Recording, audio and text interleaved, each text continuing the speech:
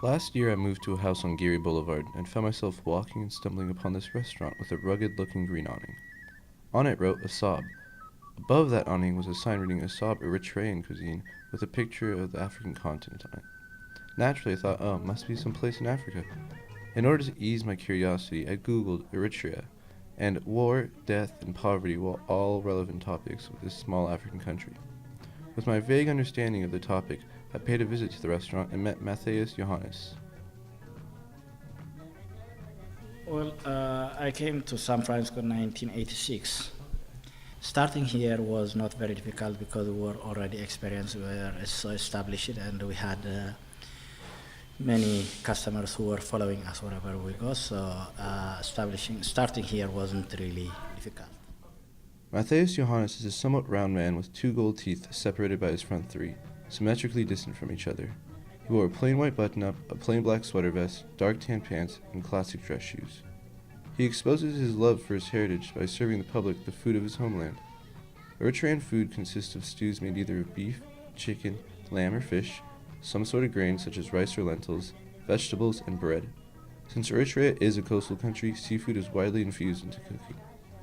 The meat sambusa, which is a pile of ground beef, onions, vegetables, and a mixture of herbs and spices, and it's wrapped in dough and fried. Beef kelwa is a spicy beef stew served with onions, jalapenos, and a dollop of yogurt. Both are offered on the menu and very good dishes. Well, back home, traditionally women do the cooking. But then, as I told you before, because of the revolution, men, women, we all learned how to cook in the field. So having that kind of experience, we didn't have that much difficulty starting here in terms of recipe, but my wife is always restless. She wants everything to be just to make it better and better. Even though headlines reading death, widespread poverty, oppression of people, you need to remember these people are the same as us. We both wake up in the morning and face day's obstacles head first. While this long, gruesome war was taking place, people like Matheos and thousands of others were still living their lives normally. People went to work, bought groceries, and ate meals together, even though death could be at their doorsteps. Farmers, laborers, and just about everyone would have to add the war as a seasoning on top of their heavy plate of work. It is important to grasp that 5-word headlines, the 30 seconds of a news break, and the 2-page newspaper article is never enough to understand the whole picture. Of course, there were some untold situations. The environment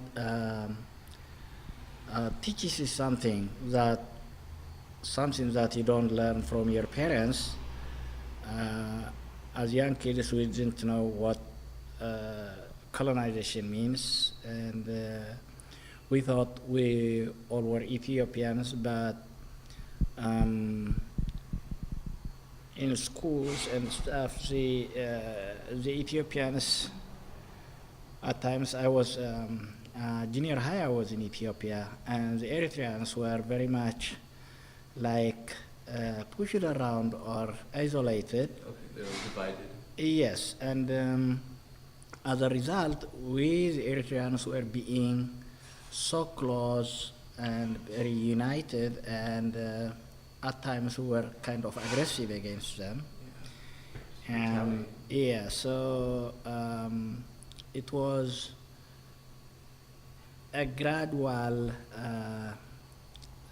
process that we learned that we were not part of Ethiopia. You're your own independent people. Yes, and we didn't know until late of the revolution in Eritrea, fighting for its independence, which was started in 1961. We never thought it would come to us, but it really came to our age, and we had to go through. It was very